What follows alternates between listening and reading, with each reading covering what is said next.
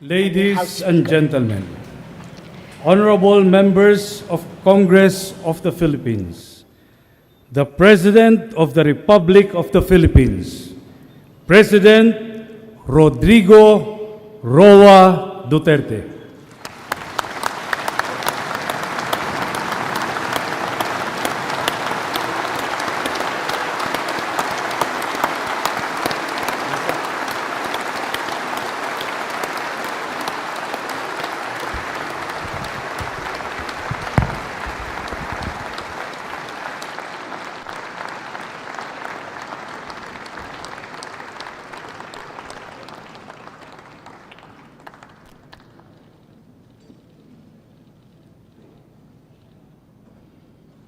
Kindly sit down. Thank you. Allow me a little bit of informality at the outset. You would realize that the three guys in the elevated portion of Congress are from Mindanao. So wala na talaga kaming masabi.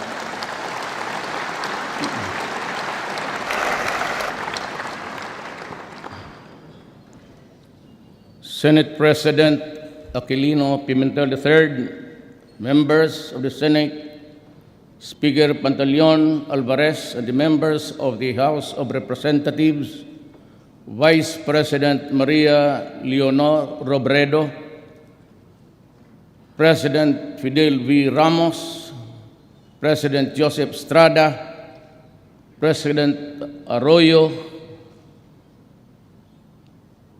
Chief Justice Maria Lourdes Serrano, and the justices of justices of the Supreme Court, His Excellency Papa Nuncio, and members of the Diplomatic Corps. We cannot, well, of course, I have also to greet the Executive Secretary, Salvador Medjaldia, the members of the Cabinet, fellow workers in government, my countrymen. We cannot move forward if we allow the past to pull us back. Finger pointing is not the way. That is why I will not waste precious time dwelling on the sins of the past or blaming those who are perceived to be responsible for the mess that we are in and suffering from. Except maybe to extract a lesson or two from its errors, we will not tarry because it is the present that we are concerned with and the future that we should be prepared for. Lest I be misunderstood, let me say clearly that those who betrayed the people's trust shall not go unpunished, and they will have their day in court. And if the evidence warrants, they will have the day of reckoning too. When I decided to seek the presidency of this republic, I knew what the ills of our country were. I knew their causes, and I was briefed on those who caused the causes. I heard the people on the streets complain that justice had become illusory, that equity and fairness and speedy disposition of cases had deteriorated into hollow concepts fit only for muscular dissertations. It was and still is very sad indeed. As a former prosecutor, I know there are always ways of knowing how fast or how slow cases go. What I did was to look into the number of postponements and the time difference between each postponement and the next setting. It was simple as that. I will appreciate deeply if we all in government at attend to this urgent need. I was determined then, as I am now determined and better positioned to wage war against those who make a mockery of our laws, including those who make life for us all miserable. I wish to assure everyone, though, that vindictiveness is not in my system, just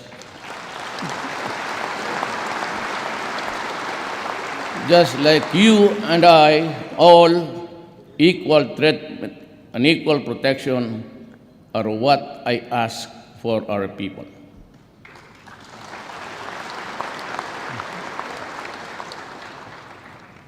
But we must have the courage to fight for what we believe in, undeterred by the fear of failing or losing.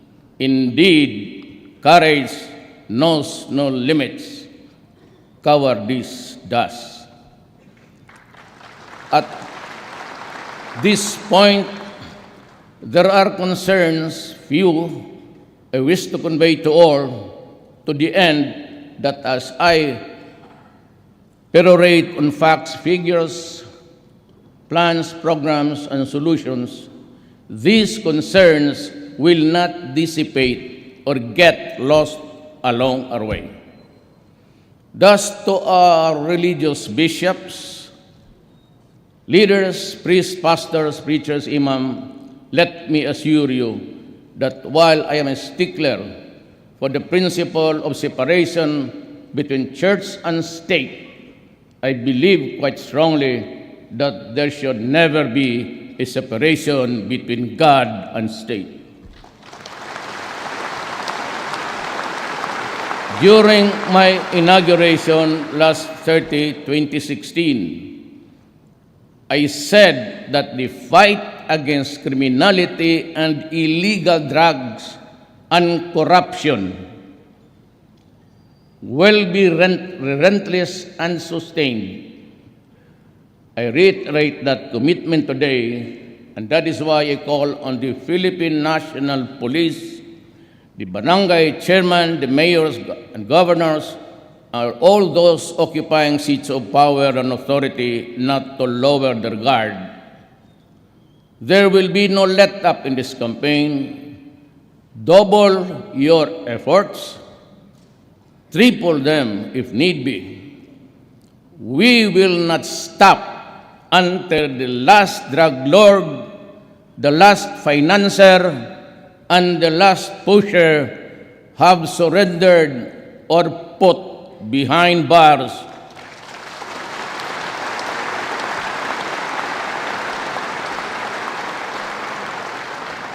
Or below the ground, if they so wish.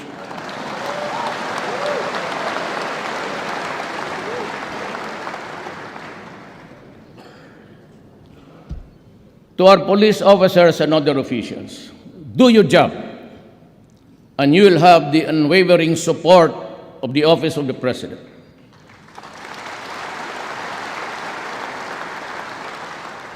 I will be with you all the way. Abuse your authority, and there will be a hell to pay.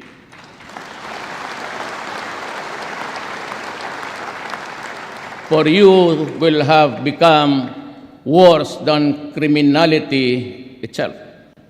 I order the National Police Commission to hasten the conduct of investigation and adjudication of administrative cases against police officers involved in criminal activity and illegal activities, and prescribe policies on lifestyle checks for PNP members.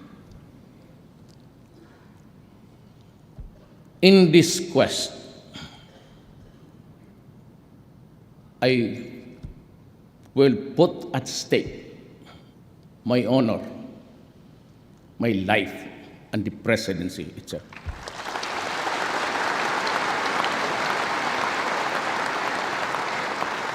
The DLG is also directed to strictly monitor how LGUs perform their supervision functions over the police, and those found not performing will be sanctioned, including the loss of police deputation from the NAPOLCOM. Let me repeat my warning to all.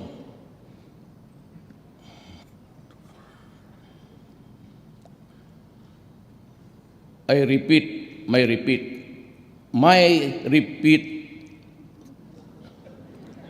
to all. Do not do drugs.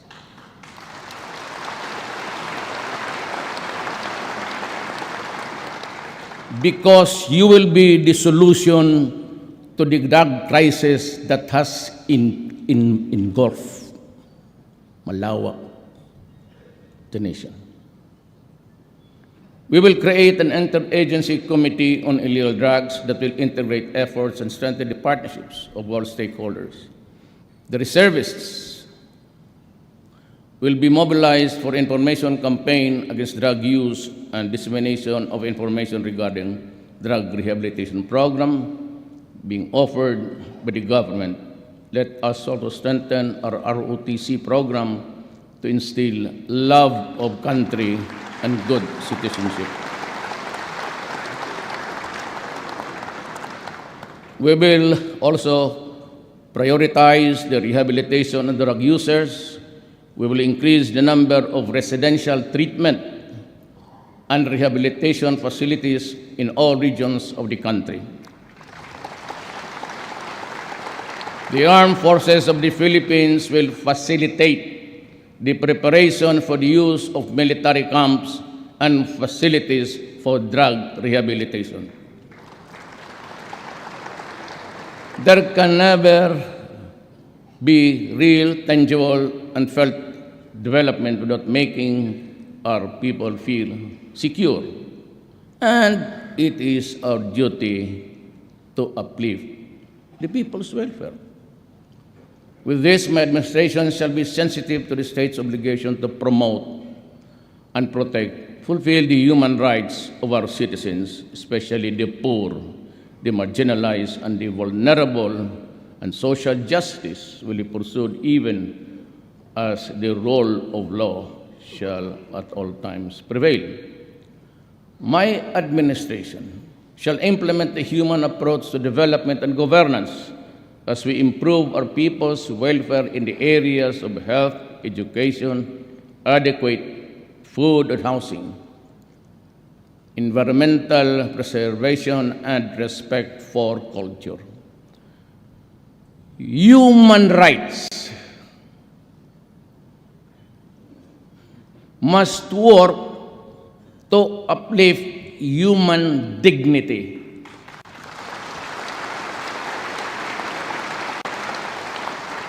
But human rights cannot be used as a shield or an excuse to destroy the country. Your country, I am my country.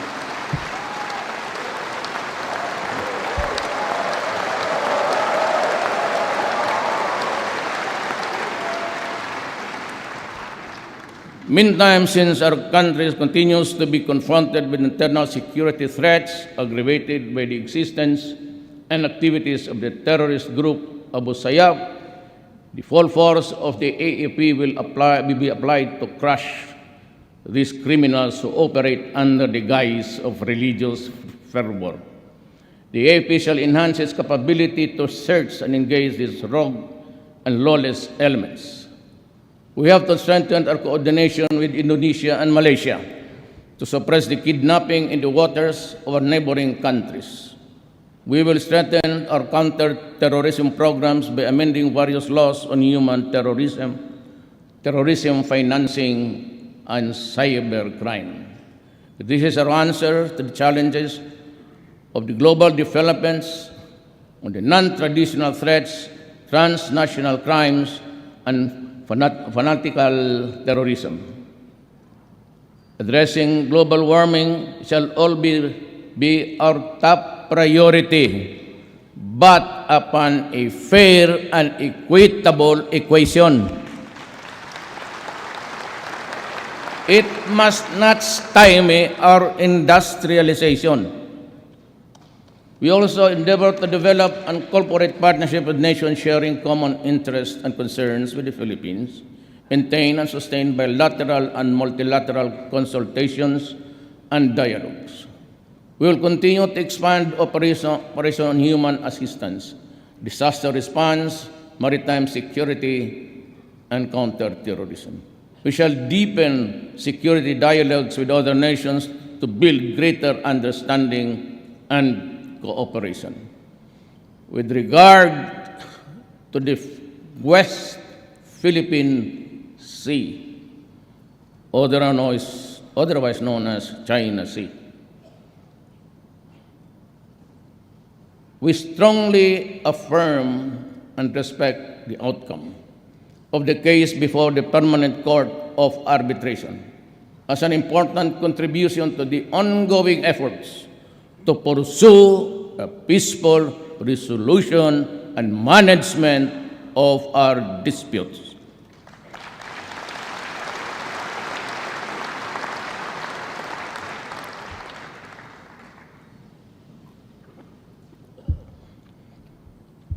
On the aspect of our peace processes relating to our engagement with the international community, the Philippines shall remain committed to work under international and with industrial partners, achieving lasting peace and progress in the country.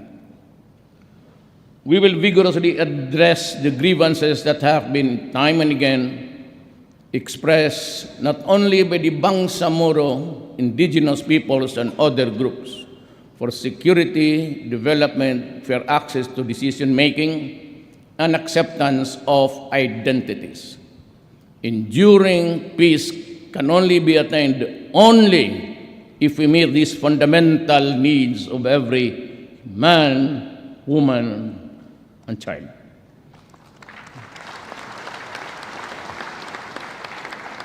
To our Muslim brothers, the Moro country, and the members of the CPP, NPA, NDF, let me say this.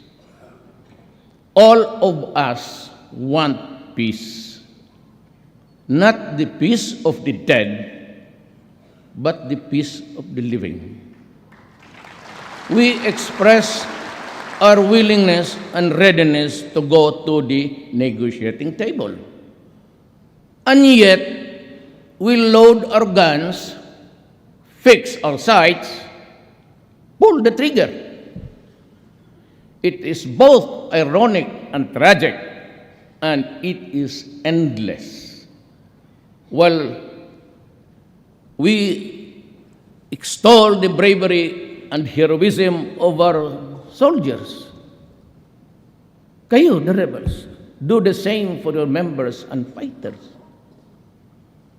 What I see instead are the widows and the orphans, and I feel their pain and grief, and no amount of cash assistance or the number of medals can compensate the loss of a human life.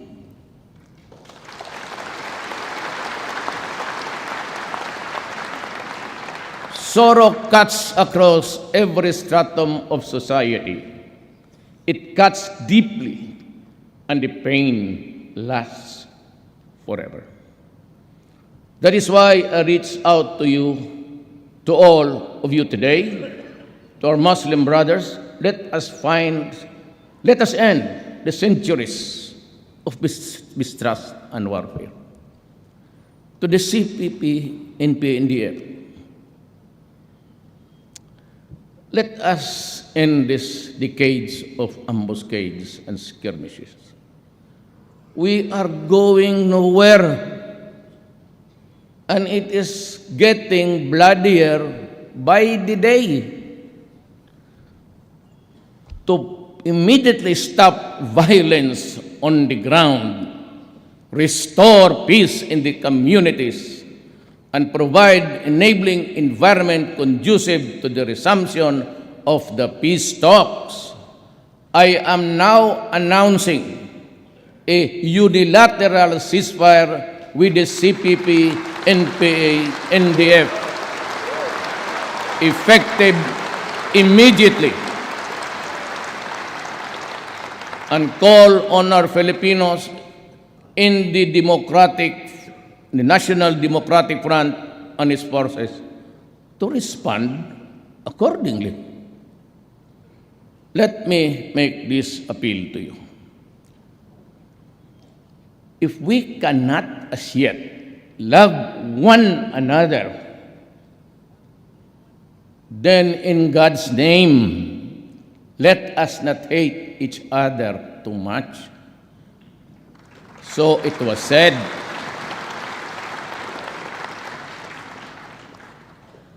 I say the same to you today.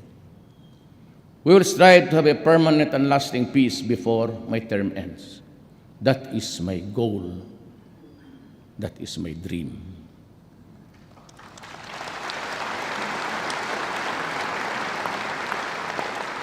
On the macroeconomic management, my administration will continue and maintain current macroeconomic policies and even do better. We will achieve this through prudent fiscal and monetary policies that can help translate high growth into more and better job creation and poverty reduction. By the end of my term, I hope and pray to hand over an economy that is much stronger, characterized by solid growth, low and stable inflation, dollar reserves, and robust fiscal position. On taxation, my administration will pursue tax reforms towards a simpler and more equitable and more efficient tax system that can foster investment and job creation. We will lower personal and corporate income tax rates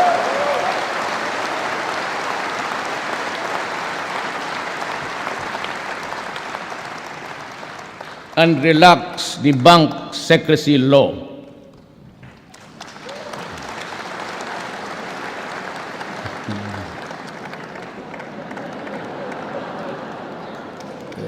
Na presidente ako eh. Ayaw ko sanang makialam dito sa mga to. Wala mo na. Well, anyway, may I continue? At the household level, there must be sufficient income for all Filipinos to meet the basic food and non-food needs for their families. We shall continue to track investments that will generate thousands of jobs each year, jobs that are suitable for the poor and less skilled members of the workforce. Reforms to ensure competitiveness and promote ease of doing business will be mandatory. Reacting to these needs, the restrictions on the economy will be needed to make more investments to come and to develop labor-intensive industries such as manufacturing, agriculture, and tourism shall be pursued. We must also invest in human capital and ensure equal access to economic opportunities. The implementation of the Responsible Parenthood and Reproductive Health Law must be put into full force and effect.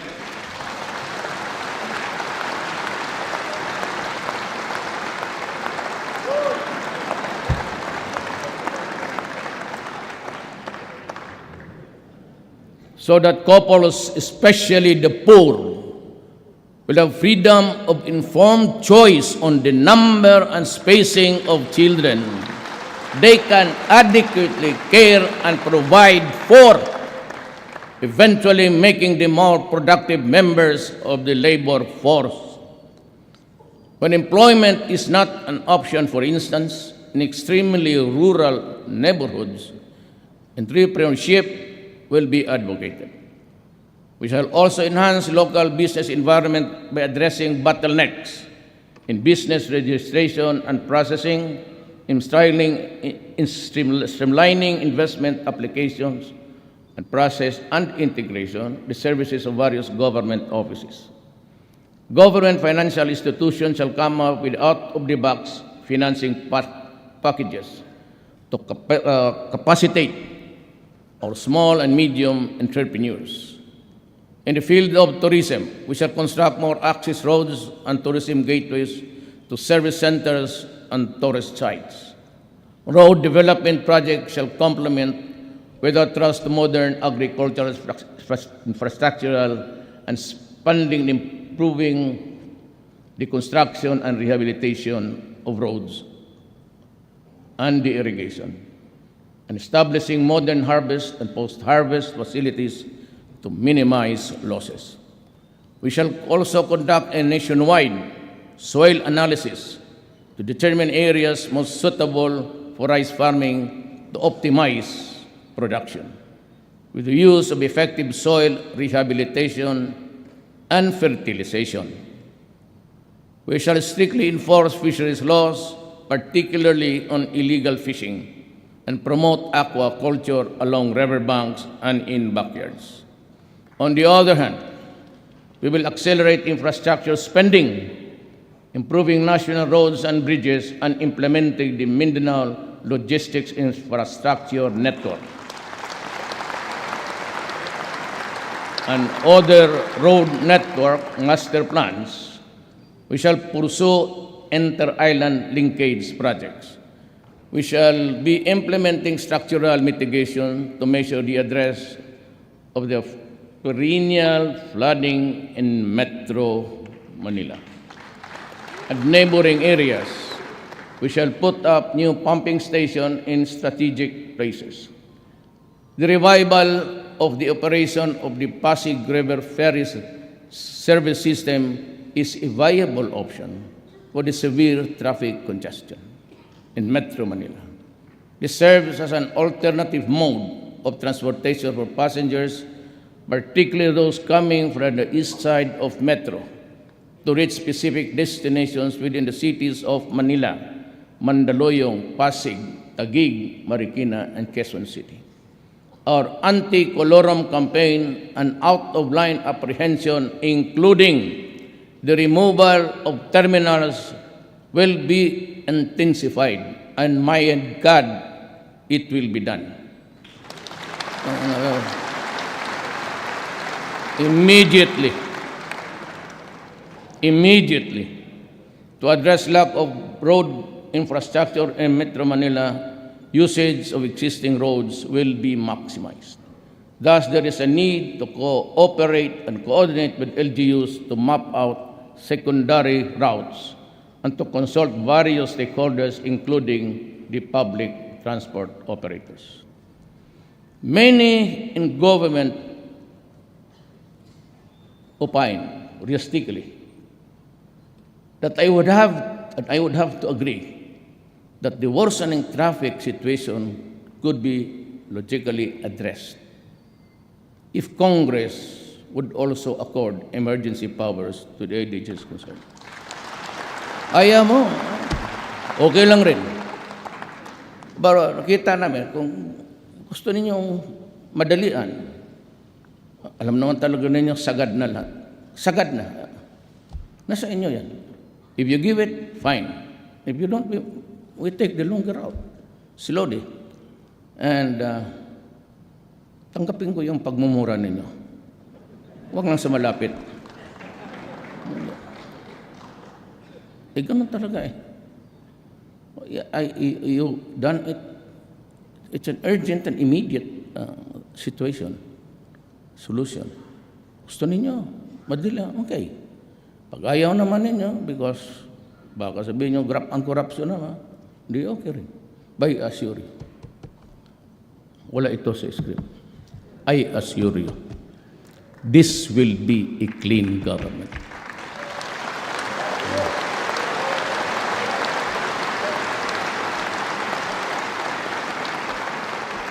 If that is the only worry that you have, and I can understand your misgivings, wala na ito sa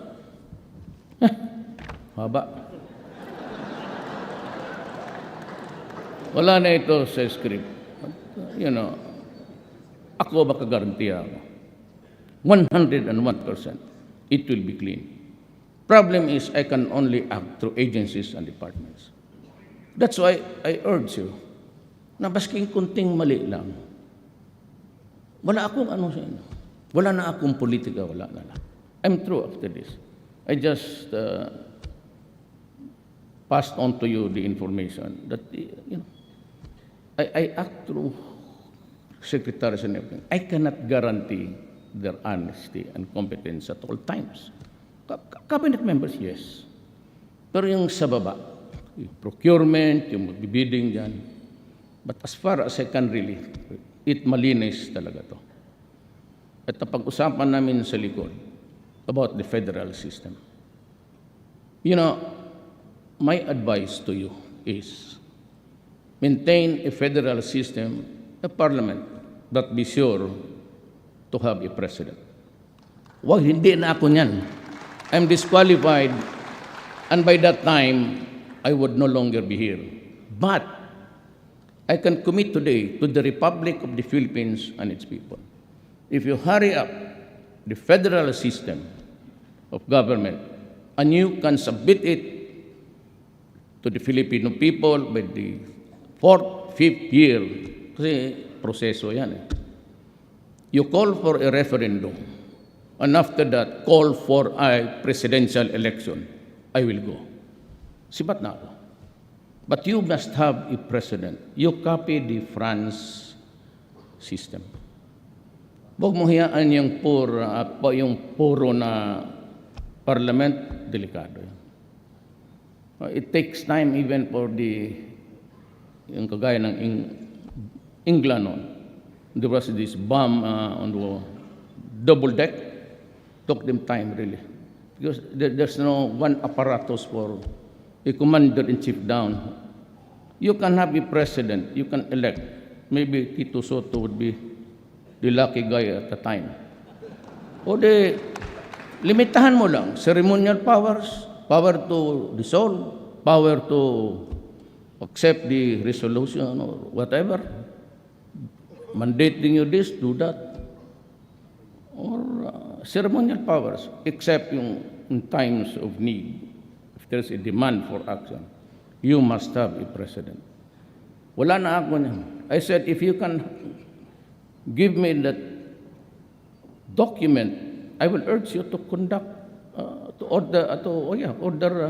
for an election the following week.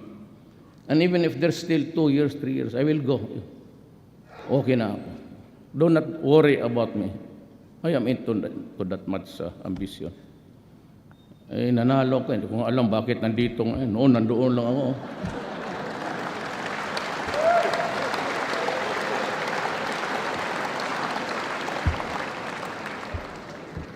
Totoo man. Sino man nagsuporta sa inyo sa akin dito? Wala man.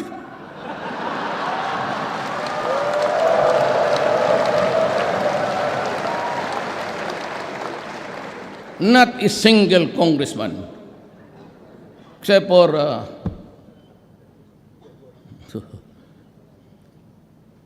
2 provinces governor. Yun lang. Wala akong barangay captain. Wala lahat. Pero ngayon,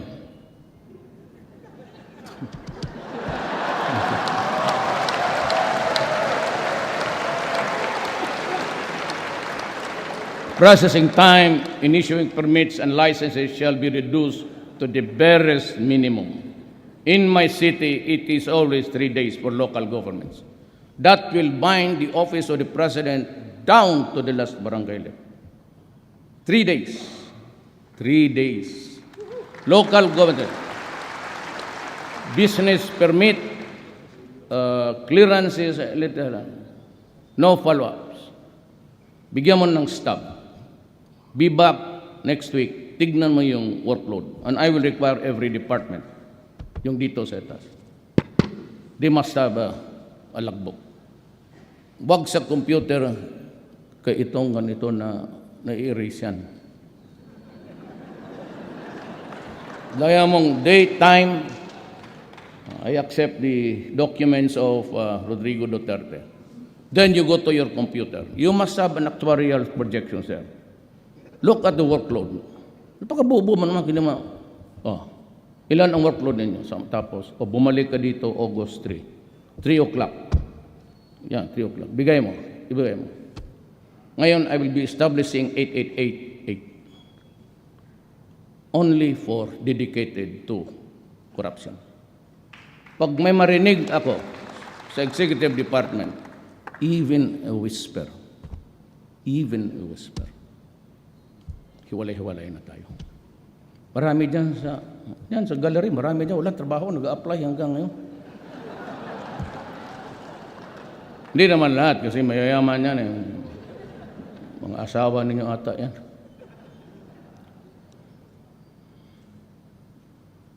While the issuance and distribution of motor vehicle plates at point of sale o through motor vehicle dealers shall be considered. Wag na sa LTO kaya hanggang ngayon, panahon pa ni Jesucristo yung first plate nila, hanggang ngayon wala.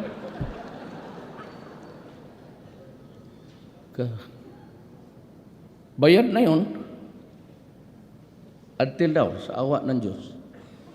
For the driver licenses, its effectiveness will be extended from the current 3-year period to 5 years.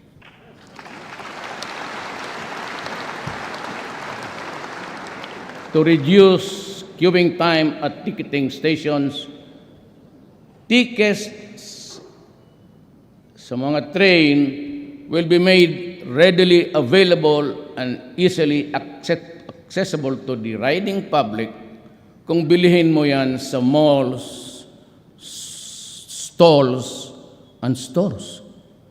Ipinagbibili mo yung diyan mo na ibigay. Accredited. Huwag doon banda sa recto, kasigurado pikihin yan mga ulol. May I address again to the Philippines. Ako po'y nagdodoble ang pagod para sa inyo, para sa kapakanan ng bayan. Seryoso po ako. Kayong mga ganon, tikit-tikit at magkaroon ng gulo, wag ho ninyong gawain yan. Ito na yung warning ko. Yun na yun, last. Wala nang iba. Hindi ko na gagawin. Huwag ninyong sirain yung mga bagay-bagay na ginagawa namin para sa kapakanan ng tao. Mabuti ang magkaintindihan tayo.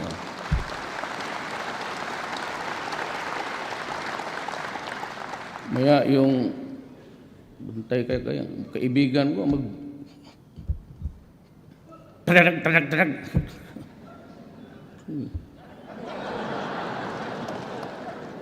Kaya wag ninyong gawin. Simple lang yan eh. Para walang away sa gobyerno, yung mga bagay na illegal at masama at hindi tama, wag mong gawin. At hindi kami mag-aaway dito. Pati yung pare na, pati si Pau, tinamaan. Okay, let us be clear with each other. I am for the comfort and the welfare of the Filipino. Kayo namang hindi pa bungog dyan, hindi pa pumasok yung mga droga. Kung ayaw ninyong mamatay, ayaw ninyong masaktan, huwag kayong umasa dyan sa mga pare pati human rights, hindi nakakapigil yan ng kamatayan. So huwag ninyong gawin, tapos nandiyan ka, nakabulagtad, and you are portrayed in a broadsheet na parang Mother Mary cradling the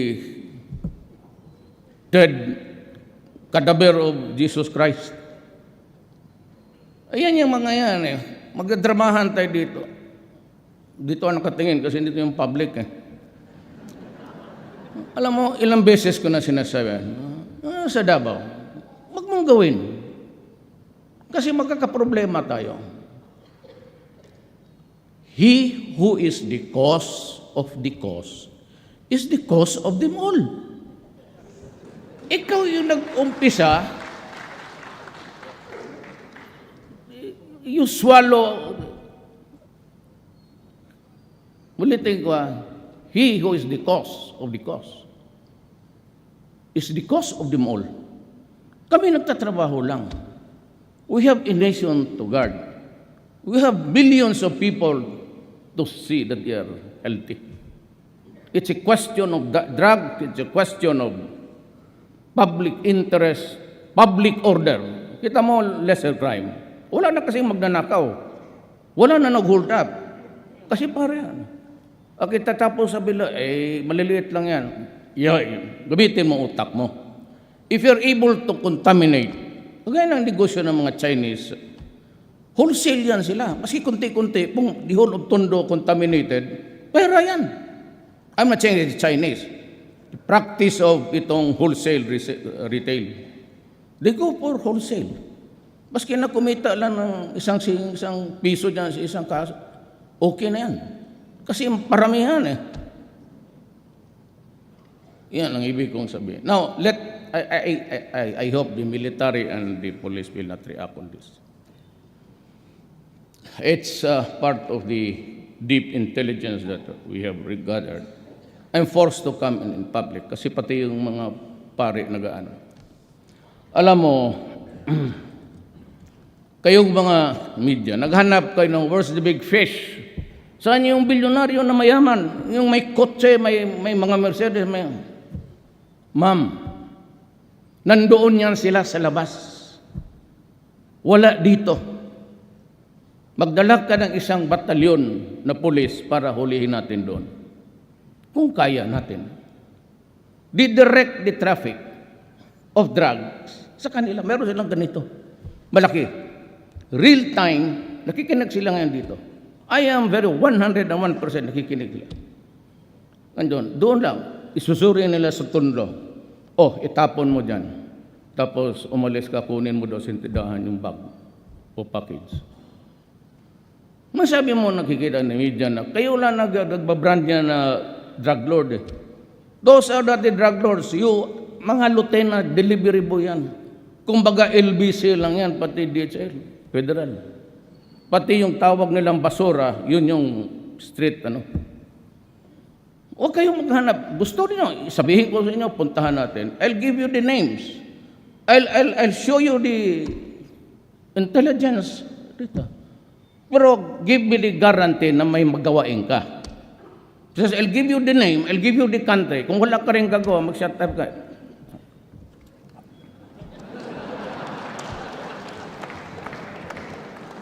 Kaya hindi lang kami do not get too personal about our work here.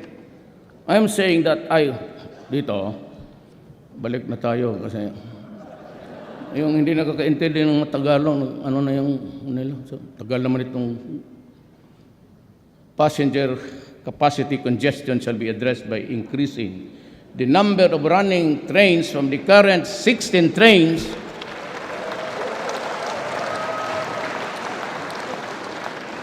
with a total of 48 cars per hour to 20 trains with a total of 60 car per hour. Now, you increase the train speed from 40 to 60. Ang problema nito, yung mga railway na, di na ito kasali dyan. Huwag mo maniwala dito. 2/3 of these are mine. The other 3 is, correct yung grammar ko, yung ano lang nila. 60 km per hour. Problema nito, and you must agree with me, that the rails are quite aged. Most of the rails, maybe, doon pa yan sa panahon ni Marcos, Imelda. Nandiyan pa. Ngayon, sabi ni Tugadi, kaya magbigay sa akin, sabi ko, 40 to 60 kilometers per hour. Sabi ko, Art, sigurado ka makahold ang rail yan? Baka maputol yan, magdiretso yung train sa Cavite. To diretso sa Cavite, maglipad doon kay Tolentino. Bakit may train dito sa Tagaytay? It's quite fast. Quite fast, 60 kilometers per hour, and you're pulling something that's heavy. When it really moves, mawala ng it moves with the speed. At a heavy thing, at a great speed, mahirap mong sumasadsad kasi mabigat eh. And reduce headway time from 5 minutes to 3 minutes. Mahina lang tayo ng plano ni Duterte, mahina lang tayo ng 1 minute. Sa Hong Kong, 2 minutes, kanya 3 minutes eh. Art, ambisyoso ka. Kaya mo kayo ito. Specifically for the LRT, the operating hours shall be extended from 9:30 to 10:30 p.m. Kasi marami pa mga bata mag-uwi niyan. And to absorb more passengers, delays in the procurement of additional trains shall be addressed soonest. Now, yan ang sinasabi ko. If you want the long way, fine. Wala akong problema. Sabihin ninyo na doon ang we go the normal way if you are able to make purchases. Ang maganda nito, I have signed the executive order sa aming FUI. Naunahan ko kayo. Yung inyo na, nandoon na sa akin. Tapos na ako. Ilabas ko na. It will be out today. Alam mo, sabi ko, unahan ko dating kongreso, puro mayayabang yung mga buong dyan. We grab there's a stealing one's thunder. Kaya nga, unahan na natin. So, we shall also pursue rail projects in Metro Manila and the major key points and the country, including the Mindanao Rail Project. Hindi ako nagyayabang, pero totoo talaga to. Depende sa federal, but 6 years, lalabas talaga ito, I assure you, because it's going to materialize. Rail projects, the Davao Transit System, the Cebu Transit System, the North and South Luzon Railways, and the Panay Railways Project. Tama? Panay. Taga saan si ano? Panay. Panay ang bigay natin para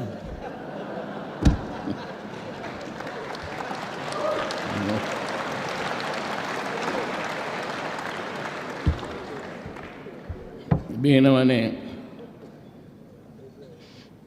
Senator Delon, binakbait ka dito. Malagyan daw yung island mo ng train. May tawa pa. Binabakbait ka dito. Sumbong man yan. Tingnan mo yan. Different approaches are also being considered to decongest NAIA, including the possible transfer of general aviation. Na itong, I will, hindi, ang style ko kasi, ganito, hindi naman ako, I'm not steeped into formalities. Itong of general aviation, alam mo kung sino tiyatamaan yan? Kayong mayayaman. Kayong may mga helicopter pati aeroplano, ilipat ko kayo.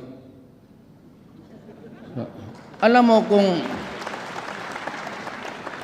mo yung general aviation, yung mga Learjets, sa mga kumpanya, ilagay ko kayo sa Batanes para wala masyadong air traffic. No, I'm offering Sangli Point. Kasi kailangan ko isang runway. I can make a new runway there, sabi ng mga aviation experts. But tumbok niyan is the Merville subdivision. Maka isa pa akong runway dito sa Metro Manila. But if not, then it's going to be Clark. But on a condition that we would have a fast rail. Sabi ko kaya, something like 1 hour of travel, sabi ko kay Tugadi, is not acceptable. Make a rail there, bago, marami na ko pa eh. It's the vow of the day is the bullet train. Ilagay mo yan sa Pilipino na driver, sotoy talaga kayo doon. Maglampas kayo. The Clark Airport can be utilized to shift some operations of our domestic and international airlines.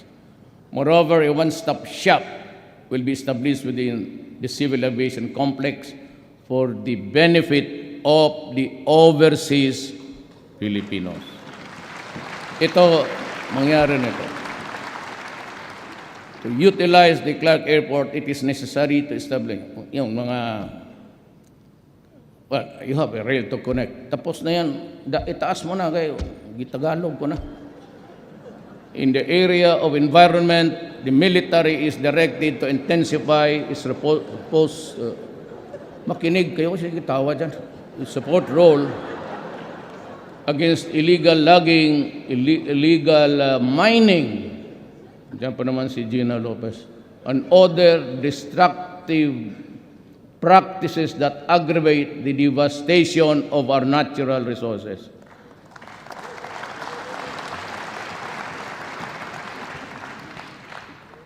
I have to protect the country. Many are complaining against the appointment of Gina Lopez. But si Gina, pati ako, we share the same paradigm. The interest of the country must come first.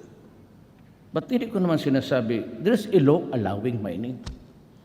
Gina Lopez and I are just telling you, follow government standards. Do not destroy the environment. Follow it to a T. Wala tayong problema. Just pay the correct taxes, follow the standards. Gina Lopez is just doing her job.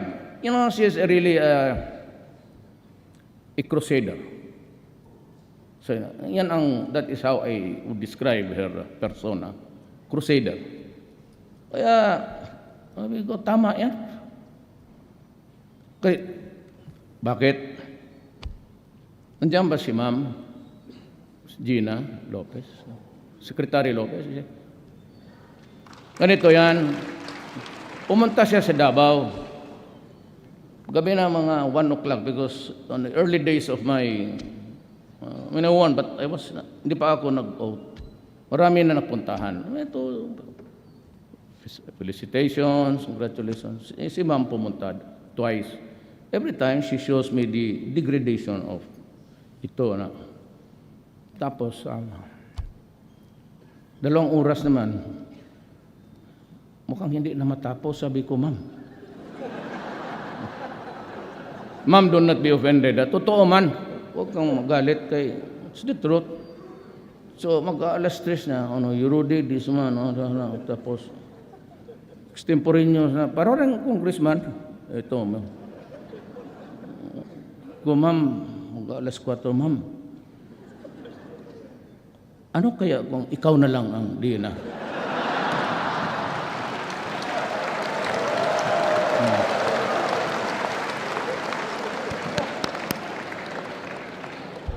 Bigla rin siya nagsagot ka, totoo ka? Sabi ko, hindi yung, oo.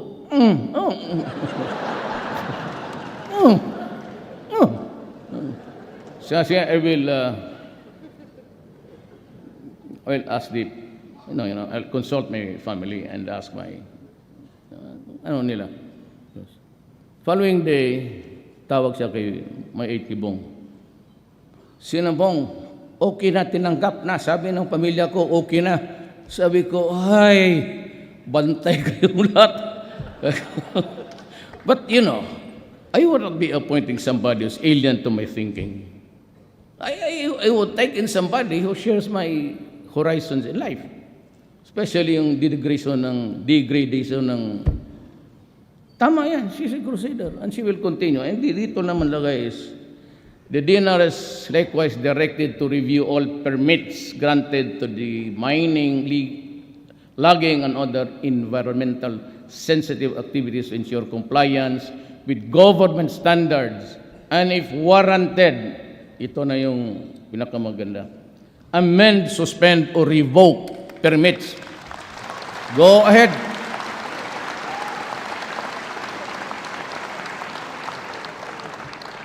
I'd like to thank God that I had this opportunity, really.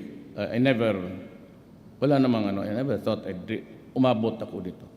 I've always had that crank sa isip ko, mahirap itong Kaya itong Laguna Lake, naubos ng wala na ang fisherman Yun na lang the difference between one big fish pen to the other. Yun na lang ang sa mga tao. Makita mo sa plane every time, kaya go to Davao, I pass by that lake there. Every time kita ko, talagang wala ng ano. And the fishermen are complaining about the loss. Talagang wala na sila kasi ang maliit na lugar, yun lang ang kanila. So dito, pinadaan ko lang a diplomatic way that the Laguna Lake shall be transformed into a vibrant economy zone showcasing ecotourism by addressing the negative impact of watershed destruction, land conversion, and pollution. Ito yung nilagay ko. Pero this is what I'm telling you. The poor fishermen will have priority in its entitlements. Order to Gina is, ayusin mo ma'am, wag mo namang ipitin, but they have to reduce the areas of occupation. They cannot have their cake and eat ito. Sila na yung may pera, sila na yung, this must stop. So, kung siya tanong sa kung sinong may-ari niyan, simple lang, mga general, mga mayor, governor, baka congressman. I mean, this is not personal. This is something which I feel that I must do because it is the right thing to do.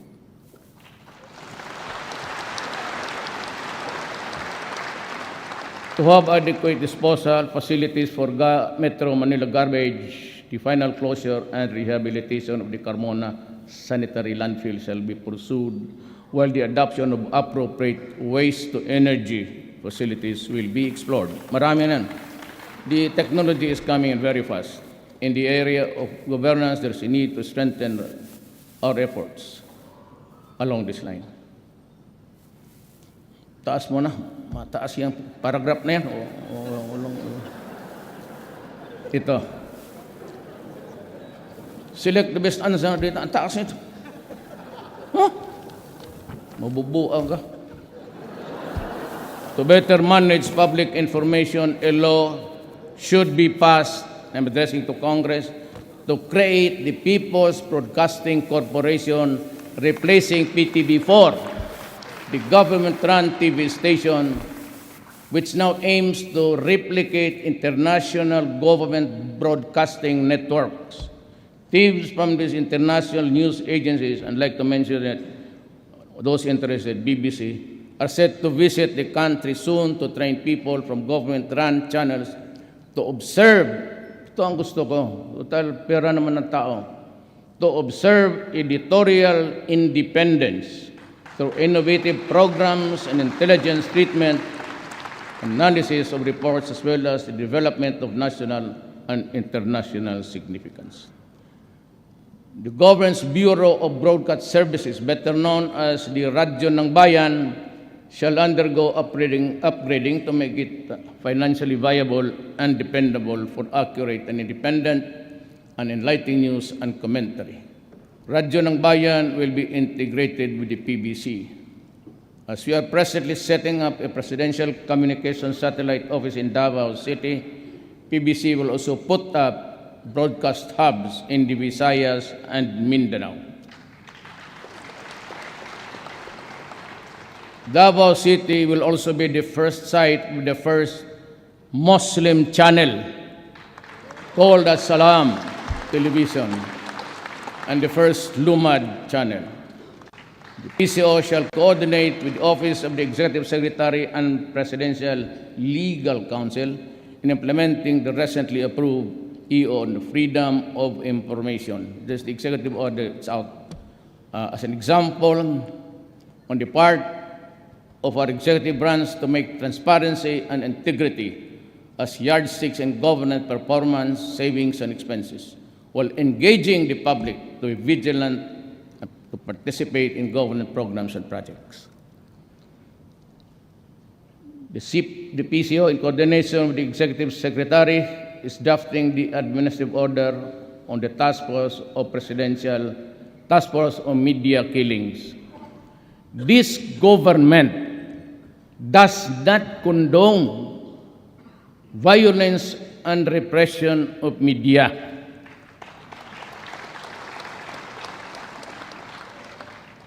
The bona fide media,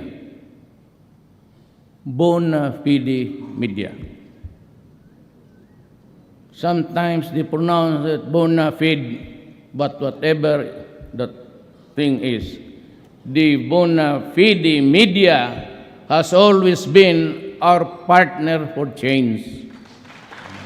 Di medyo klaro yan.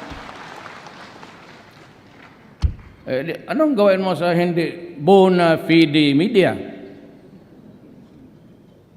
Yan ang problema. To address backlogs, unlock prosecutorial effectiveness and efficiency, the investigation and case management processes shall be streamlined, including those for illegal drugs and heinous crimes. To eradicate the prevalent cultures of fear and silence that they have founded our justice system, I ask Congress, you, to enact the whistleblower protection law, while the present witness protection program shall be strengthened.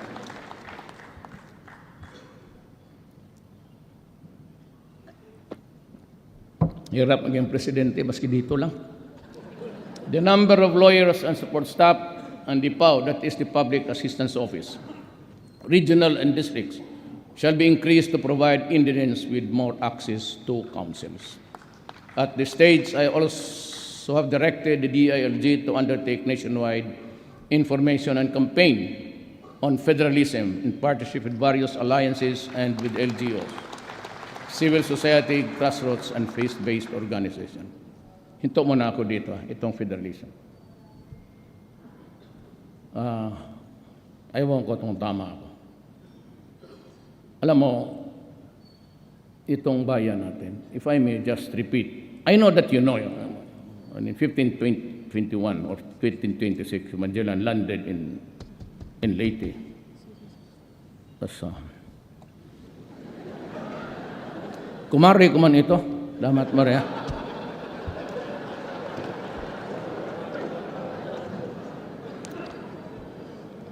Mindanao was already Islam by 100 years. So, ano ito? It's an imperialism thing.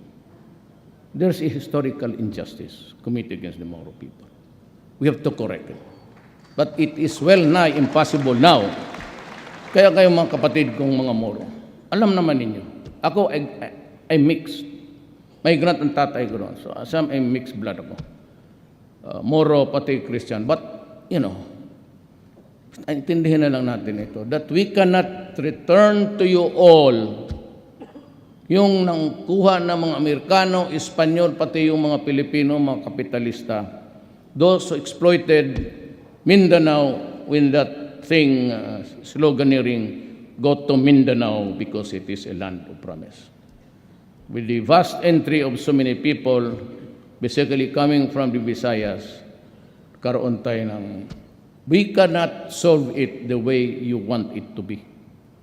We have to understand each other, then you have to live with each other. But we'll try. Ang sinasabi ko nang babalik ako, dahil ako sa federalism, both Ms. Suarez, Sema, and all, at least the political leaders ng Mindanao will agree to it. We do not, remember that ako yung, hindi ko dinidikdik yung masyadong abusayap because it is really connected with the first talks between Ms. Suarez, the president, subsequently to President Marcos, and until now. Until now. The only way they said that we can have is, yung BBL, ibigay na natin. Minus the things that you do not want, yung constitutional issues. Tanggalin muna natin. Ibigay ko yung area. Ay, wala natin, nandyan na yan eh. So I ask you, pass it minus the constitutional issues that are contentious. Bigay na natin at when the federal system comes, isali mo na sa package together with Ms. Suarez. That is the solution for Mindanao. Nothing else. Believe me, nothing else will do. Please sleep on it, ponder on it, because that's the only way to proceed. On the clamor of our citizens for timely issuance of Philippine passports, the government shall work towards amendment of the 1996 passport law to lengthen the validity of the passports from the current 5 years to 10 years.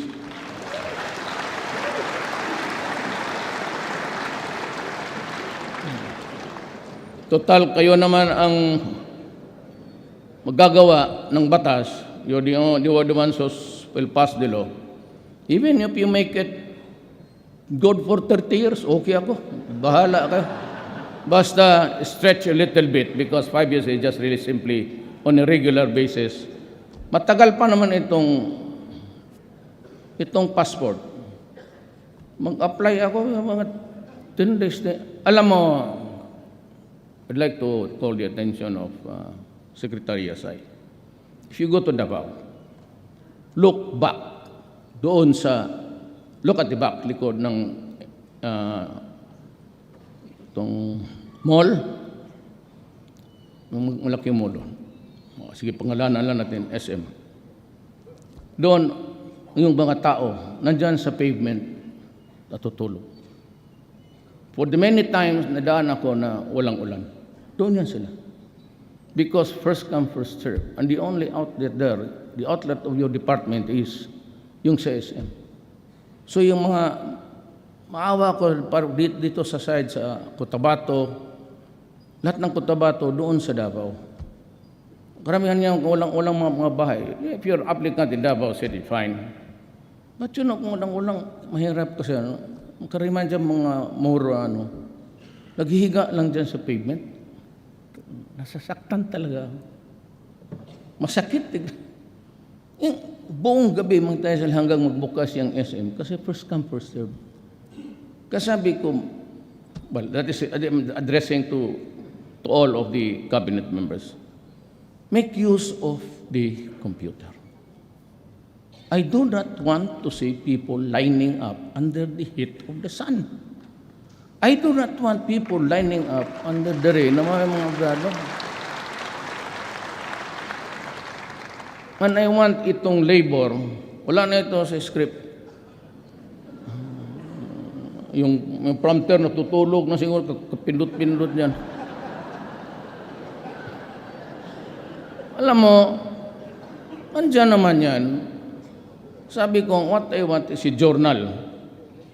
When the applicant presents the documents, give him a shopping list. Do not add or get anything away from it.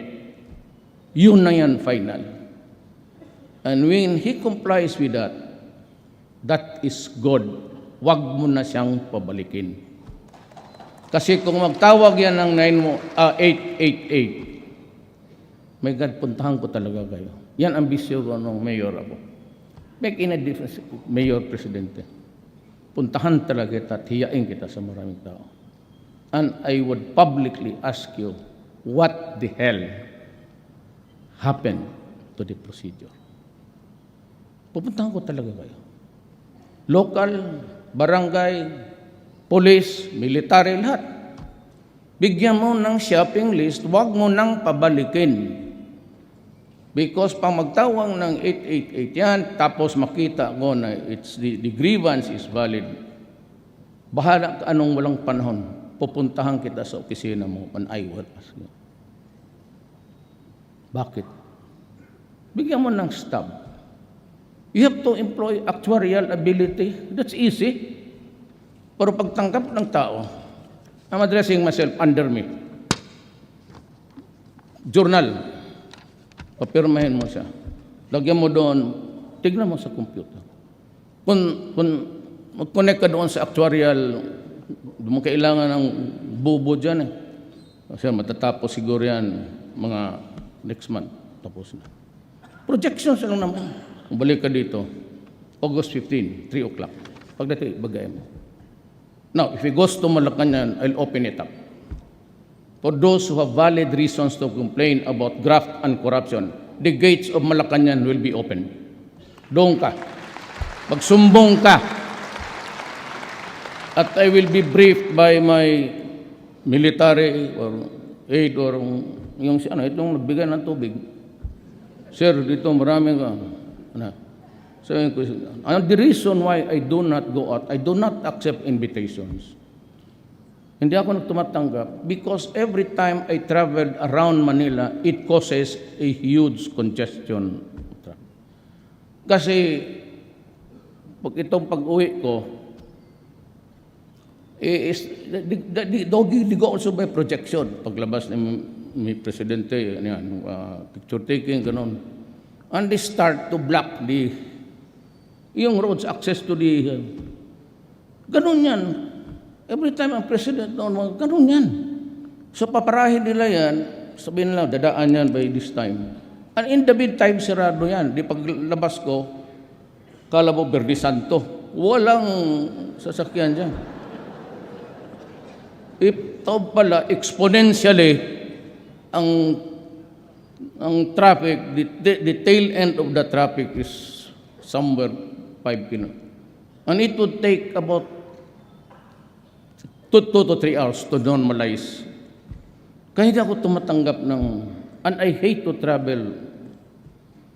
Kasi talagang lilinisin eh. Ito namang, kasi ang taas kasi ng, ang turats ng Presidente sila. Doon sa dulo may ambulansya. Hindi na ang turak, parang kurtas ng, sa sabi ko, sabi ko, 2, 3 tama. Nasa gitna lang ako. Pero ang totoo, mag-taxi lang ako dito sa likod. Sunod lang ako. Takot ba sila na, ano man makuha mo kung patayin mo ako? What for? May ambulansya po. Dagdagan mo na punerarya.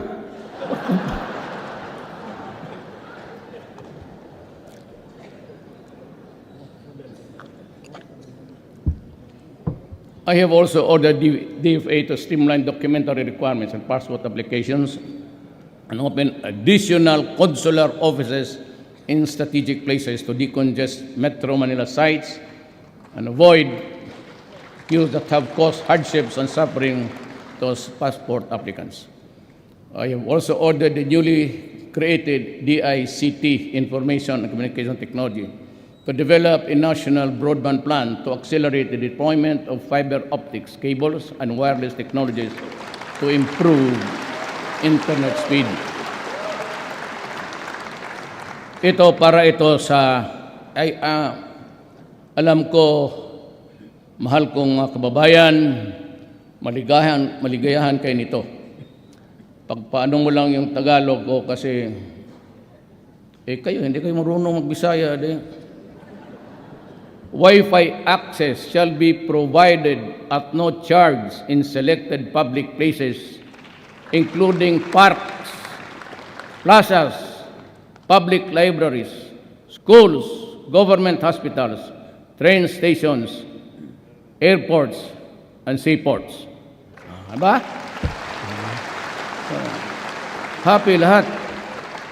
All government agencies are instructed to enable their clients to submit applications for coordination, other agencies combined. Taas mo, wala na yan. Ayaw na magsalita. In the national portal, yes, because it's our parang website. Ito, we shall intensify, mainit talaga ako dito. I place it in parity with drugs. We shall intensify our war against human traffickers and illegal recruiters that prey on our migrants. To help ensure that the hard-earned money of the Filipinos overseas are put into productive use, a mandatory financial education for all migrants and their communities will be pursued with intensive encourage entrepreneurship among them. I may now also ask on Congress to consider drawing up bills consolidating and merging agencies and offices having to do the overseas Filipino to have a department that shall focus on and quickly respond to the problems and concerns. Kailangan mo ng isa. And I have asked, I don't know, Secretary Bello is here. Bebot. Wala. Absinero talaga yan. Maski sa cabinet absinero yan. Gusto ko, he will he will lease some buildings din here for overseas only. At lagyan ko na i-direct all, BIR, lahat na, BIR, lahat something to do with the clearances of the police in one building, may booth lang. I said, my God, make use of the computer. So doon lang siya mag-ikot sa isang building. Ang Pilipino, di na siya magpunta doon sa statistics, di na siya punta doon sa dyan sa office niya. Gamitin ninyo ang computer and you can get the results right after. Why do he has to travel to Malate, then he has come with the traffic? He can only accomplish one document at one time. In BI clearances, doon na ninyo bigay. Lahat na doon na. At kung dapat, may awa o sibilyo, pakainin niyo yung mga tao doon. Lalo na sa probinsya. Pag tingin ninyo taga-probinsya, finish it right away. Make use of the computer. O pag hindi nyo ginamit, tapon na lang ninyo. Throw away your computers, and I understand that. It would take you years to do it. Do the computers. Taas mo na, wala na yan. Ito, to help avoid squatter-like conditions in relocation site, we urge utilities like Meralco and electric cooperatives exercise their social corporate responsibility by making direct connections to relocation sites and depressed areas. Alam mo kung bakit? Hindi na nilagyan nila dyan eh. That's why I had to talk to you ganito. Bakit? It's because walang kurente pagka mahirap ka. You do not own the land. The city engineer would not. That is my experience, 23 years as mayor. Hindi magbigay ng direct connection. Kasi hindi ikaw may-ari ng lupa. But that squatter there has been there for 20 years. So mag-connect sila. Pagka-connect nila, ang gamitin nila yung wire na, yung pinakamura. So it overheats because connect na lang sila kung sino yung minsan magnakaw. You know, we will have to make the adjustments. It is not for these people to make the corrections because they are not in a position to do it. We have to adjust to the needs of our people. Total yan naman yung as a squatter na yan, as long as I sit there as president, there will be no demolitions without relocations. Di talaga ba pa yan? Hindi naman aso yan na, just like in Davao. I'd like to make a dialogue with the businessmen. Sir, how much are you investing in this land you have bought by the squatters? So I bought it at about 60 million? Dagdagan mo ng 20 million. So, ako na ang bahala. Sabihin ko doon sa mga tao, bili tayo ng relocation site or I will provide. Government will expropriate. I will make use of the expropriation powers. Okay, ako ganun sa Davao eh. I have 20 hectares there. I will expropriate some land there. Yung malapit lang. Then sabihin ko, this 20 million will help your journey to a new land. And I will urge everybody na yung mga bagong mga factories, doon sila magtayo. Magtiis-tiis lang muna kayo. In the meantime, you have to mitigate the hardships of these people. That's the only way to do it. Pero yung sabi, demolition, walang matirahan ng tao. Total, you sat on your rights for many years. Eh, bakit mo ngayon pipilitin mo ako makaproblema ng ganun? May iba kasi hinahayaan nila for 10, 20 years, they do nothing. And when the time comes na pagbili lang nila, tayo ngayon disturbuhin. O di gumastos ka, para mas madali. Just add a little bit more. And there will be at least peace. Pag hindi, wala yan. Fight na naman yan between government and the tawag nila squatters. Squatters man talaga yan.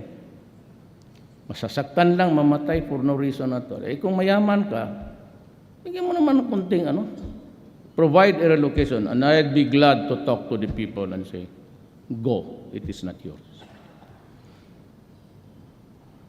I have directed the concerned regulatory agencies to prioritize the issuance of required permits for power development. Okay yan sa akin. Ang problema, sandali na to. Para ka dyan. Yung mga environmentalist, meron tayong kasi marang yung coal, pati itong energy emissions. Wala man akong problema dyan. But do not tell me na if you, ambassador ka tapos sabihin mo sa akin na medyo hanggang lang dyan kayo kasi kami hanggang dito lang kami. Kayo umabot dyan, you are now in the apex of your industrial might. But along the way, you were the first, America, China, Europe, kayong bumabog ka. Until now, we contribute only something 0.0. So if you put so much restrictions doon sa treaty na yan, the treaty which we are trying to, it's still here in the Senate, let us be very clear on this. We need to industrialize. We need the power. And therefore, the emissions would also be considered. I just can say if I establish 5 economic zones here, and you start to say that you're spewing so much carbon footprints, mahirap yan. I mean, it's hard. I cannot just agree on anything that will delay. I'm only good for 6 years. And tend to do something during my term. Now, I'm sure that the heavy machineries would come in, and even the power. Cheapest is coal. So ito naman, locally, you get in trouble with Gina. So we'll just talk sa cabinet na lang. Si Gina naman is a very fine lady. Huwag ka lang magsimangot sa harapan yan. Bigyan kanya permit, baski 5. Magsimangot ka, 0. All that she is to do is just be gracious to her. That's all. It's a matter of talking and explaining to them. But if it is you're using the state-of-the-art technology, and I've seen it several times in the other power plants in this country, if it is really a good one, then we will consider. I said, because we need the energy to power our industrialization. To strengthen delivery of social services, the government will intensify its protection programs so it can use its resources and expertise to make a dent in the country's poverty levels. What we want is genuinely to reduce the vulnerabilities of our people, build resiliency, and empower individuals and families and communities. The beneficiaries of Poor Peace shall be made to become independent and self-reliant after they have graduated from the program. But as it is, we aim to present them with other forms of assistance so that they can stand on their own 2 feet. But now, I have decided to direct the DSWD to provide the rice subsidies to the poorest of the families, at least para makakain lang, every month. Sako na We are planning to increase spending on basic education and incorporate mandatory education about the evils of drugs. We will also intensify and expand alternative learning system programs. The government will also provide universal health insurance for all Filipinos. Benefits. Sali na lang natin sa PhilHealth. The professional competence and operational capabilities of government hospitals and health facilities will be strengthened. Consistent with our international obligations in keeping with national mandates, this administration vows to protect women's rights and human rights abuses against our women because it is unacceptable to me bugbog ka ng babae. As I order all agencies and oversight bodies and local government units down to the barangay level to fully implement the Magna Carta for women. By doing so, we will ensure that man and woman will be partners in the pursuit of country's economic, social, and cultural and political developments. To our Lumad brothers, and they are here outside, maybe outside. I mean, they're outside, I'm sure. I told the secretary just to let them come. They want, kanila man to. To our brothers, I have this to say. The government has issued you the ancestral certificates domain. Title, covering vast tracts of land, especially in the island of Mindanao. You have the Indigenous Peoples' Rights Act and the National Commission of Indigenous Peoples to protect you and to assist you. Government has given you the tool, the legal tool to improve yourself financially, economically, and socially. Make use of your ancestral domain. Do not let it remain idle. Well, the government is always ready to help you. You must first help yourself. We cannot legislate financial and economic progress for you. It is you and you alone who can do that. You can chart your fate, but do it within constitutional and legal means. After being devastated by natural and man-made calamities this past few years, we are still to recover emotionally from the loss of our loved ones and materially from the loss of our homes and our income sources. There are many among us whose emotional wounds are still fresh and painful to the touch. We cannot erase the images of death and destruction from our minds. We cannot wash away the stench of rotting flesh from our noses, and there are many of us who are still waiting for the help that was promised. The enormity of the problem of drug addiction has been made manifest by the number of surrenderies which grows by the hundred each day that passes. Since July 1, we have already made 3,600 related drug arrests. 120 drug dependents have already surrendered, and 70,000 of them are pushers. You think this is just a...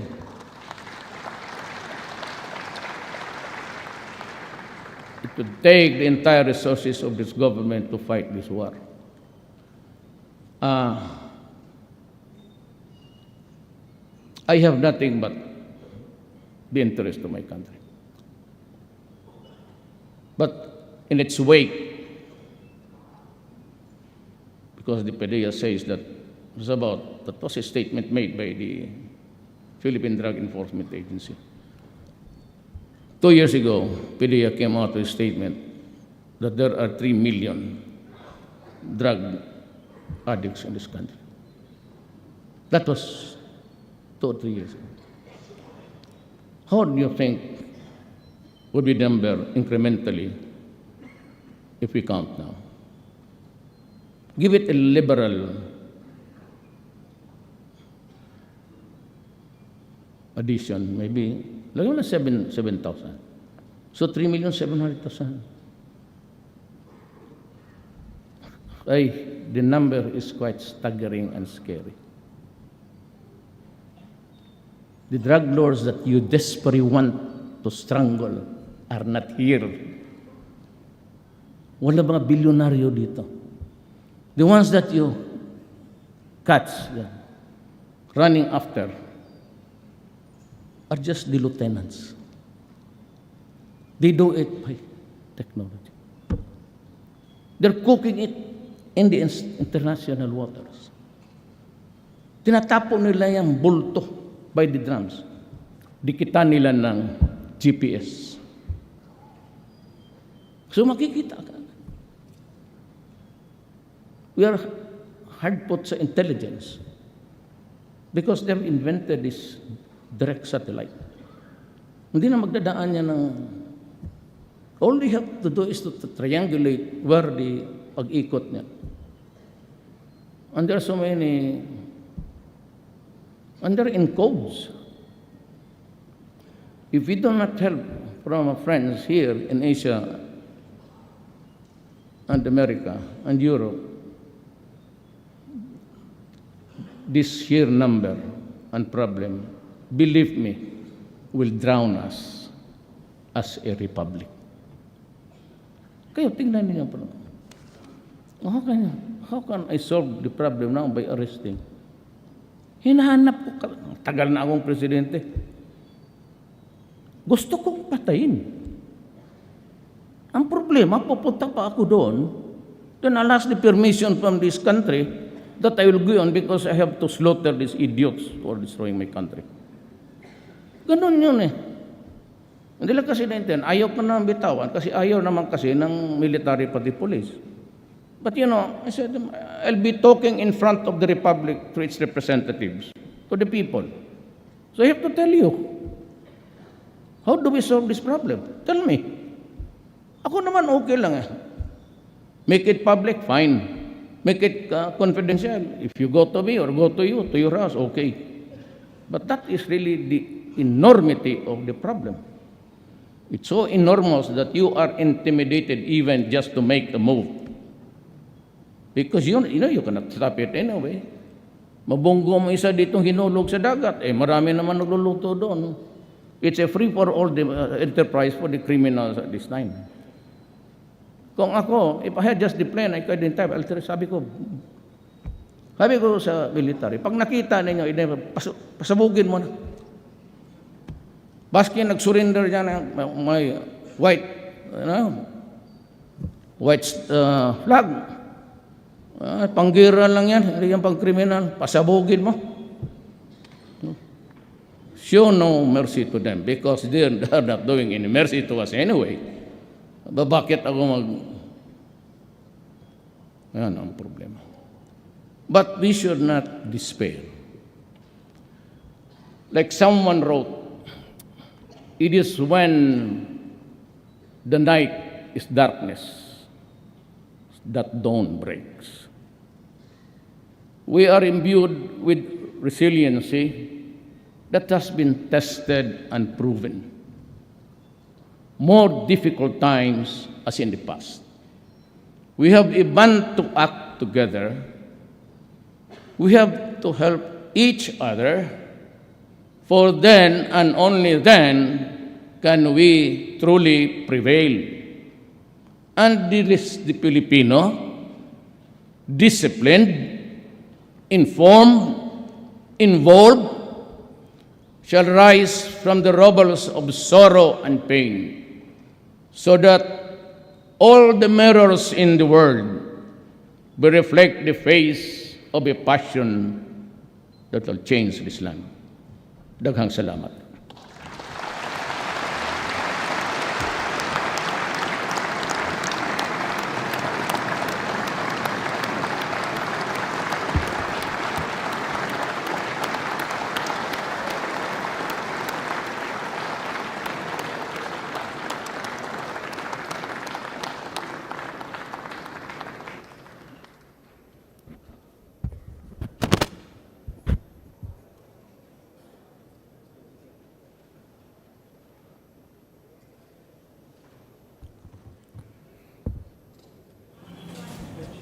On the part of the Senate, the joint session is adjourned. On the part of the House of Representatives, the joint session is adjourned.